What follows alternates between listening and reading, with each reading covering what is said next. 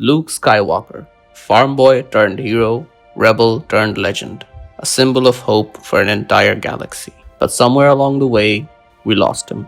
To many fans, the Luke Skywalker we saw in the sequel trilogy, particularly The Last Jedi, felt like a stranger.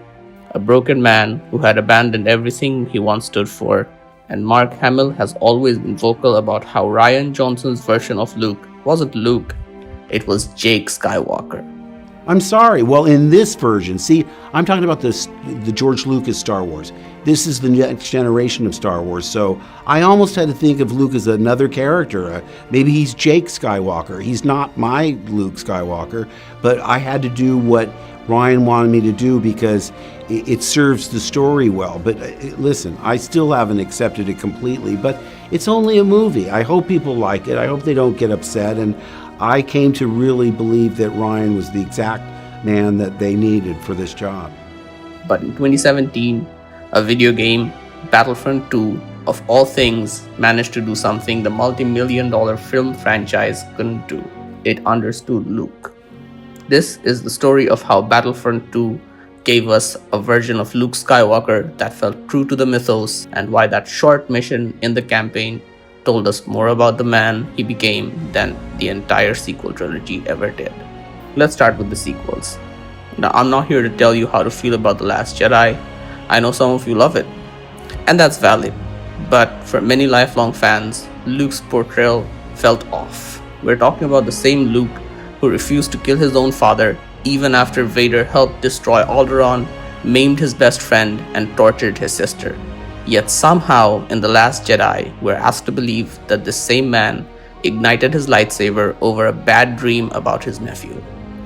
The sequels present Luke as a disillusioned hermit, a man so ashamed of his failure that he cuts himself off from the Force and waits to die. Now yes, people change. Trauma affects people, but this felt less like natural evolution and more like creative deconstruction for the sake of shock value. It's not that Luke couldn't become this, it's just the story didn't earn it. We were shown the broken man, but never really the journey that broke him. We just got a flashback, and we were expected to believe it that the most hopeful character in the galaxy would somehow become the biggest nihilist. Until Battlefront II gave us a glimpse of what we could have gotten. About halfway through Battlefront II's campaign, we shift perspectives. We're no longer playing as the Empire's elite Inferno squad. We step into the boots of Luke Skywalker. The mission is simple.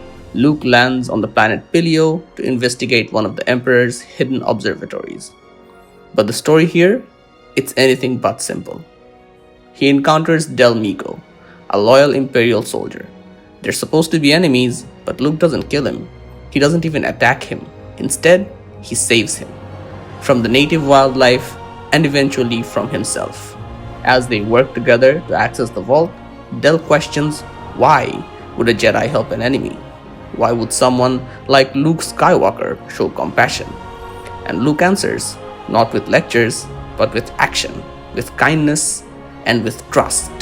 And this shakes Del, because all his life he's heard Imperial propaganda on Coruscant about how the Jedi were evil, the Jedi betrayed the Republic, and that the Jedi were violent people.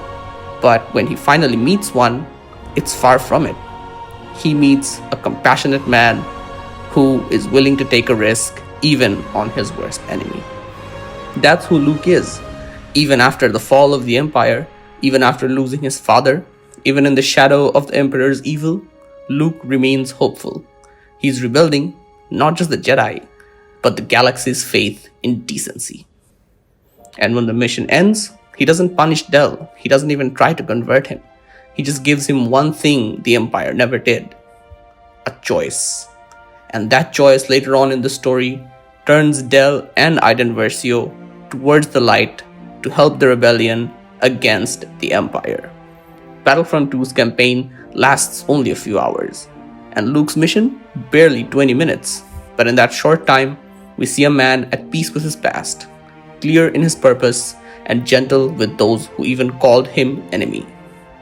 This is Luke Skywalker, the legend we remember. He's not naive. He knows the darkness still lurks in the galaxy, but he doesn't run from it. He confronts it, not with rage, but with empathy, with the belief that everyone can change. He looks at a broken Imperial soldier and sees not a villain, but a victim, someone worth saving. This is character growth that builds naturally from Return of the Jedi. Luke doesn't want to destroy the Empire anymore, he wants to redeem it, person by person. That is Luke Skywalker's greatest power. Not his lightsaber, not the Force, but the belief that anyone can come back to the light. Now imagine if the sequel trilogy had picked up on this thread. Imagine a Luke Skywalker who traveled the galaxy not in shame, but as a force for good, helping the broken, healing the wounds of war, passing on what he learned, not just with sabers and the Force, but through compassion. Instead, we got a Luke who isolated himself, who gave up on his students, who became a cautionary tale instead of a living legend. It's not that Luke needed to be perfect. He shouldn't be, but he should have felt consistent with the man we knew. A man who saw the worst in his father and still believed in redemption. Who gave up on his training in Dagobah just to save his friends.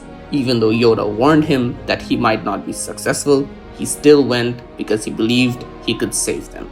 And ironically, all of this characterization, all of this brilliant portrayal came not from a movie, but from 20 minutes in a game that was released 8 years ago. Star Wars is a story about hope, about finding light in the darkest places. Luke Skywalker embodied that message more than any other character. Battlefront II didn't try to reinvent him, it simply remembered him. It understood that being a Jedi isn't about power, it's about people. It's about showing mercy when others won't and choosing compassion over vengeance. So while the sequel trilogy may have lost sight of Luke Skywalker's legacy, Battlefront II helped us remember who he really was. Not a myth, not a failure, a Jedi.